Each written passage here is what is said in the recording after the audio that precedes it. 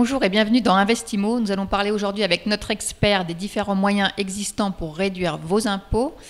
Stéphane Pelletier, bonjour. Bonjour. Vous êtes directeur associé au sein de l'Institut du patrimoine. Alors, comment les investisseurs peuvent-ils réduire leurs impôts en fonction de leur profil ?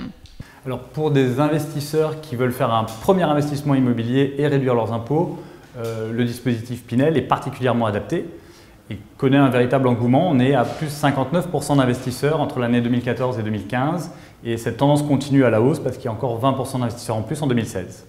Que peuvent-ils défiscaliser ? Ils peuvent réduire jusqu'à 6 000 € d'impôts par an, en investissant jusqu'à 300 000 €, c'est-à-dire 2% du montant du bien sous forme de réduction d'impôts chaque année. Pour les investisseurs plus aguerris, que conseillez-vous ?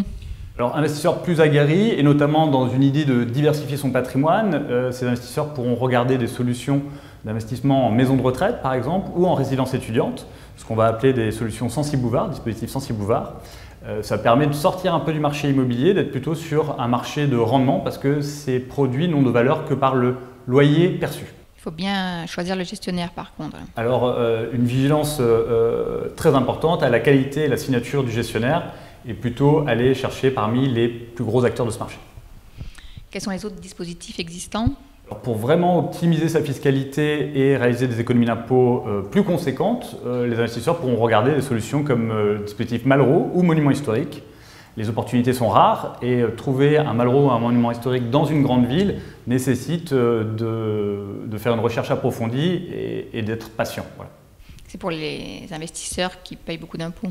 Nous, on le recommande uniquement pour des investisseurs qui vont payer beaucoup d'impôts et pour des investisseurs qui sont déjà un statut de bailleur en fait, et qui ont déjà réalisé des investissements locatifs. Quelle est la clé du succès dans le fond ? La clé du succès, c'est qu'au-delà des chiffres et des aspects financiers, ne pas oublier que c'est une solution immobilière. Donc, qui dit solution immobilière dit vigilance sur l'emplacement, sur la demande locative, les perspectives de revente et la qualité de l'opérateur. L'effort d'épargne est aussi important ? Il est important et justement, il faut essayer de faire en sorte que ce ne soit pas réellement un effort d'épargne, mais plutôt une épargne facile et consentie régulièrement. Voilà. Et par ailleurs, il ne faut pas être pressé de revendre, j'imagine ? Il ne faut pas être pressé de revendre, il faut revendre uniquement quand le marché se porte bien. Voilà. Et se dire que si un jour il y avait un trou de marché où le marché était amené à perdre 30-40%, il ne faut surtout pas être acculé et se retrouver dans une position d'être obligé de revendre. Voilà. Donc il faut regarder ça à long terme et se dire tant que c'est loué, ça me permet de préparer ma retraite, l'avenir, et je ne revendrai qu'au moment opportun et quand j'en aurai besoin.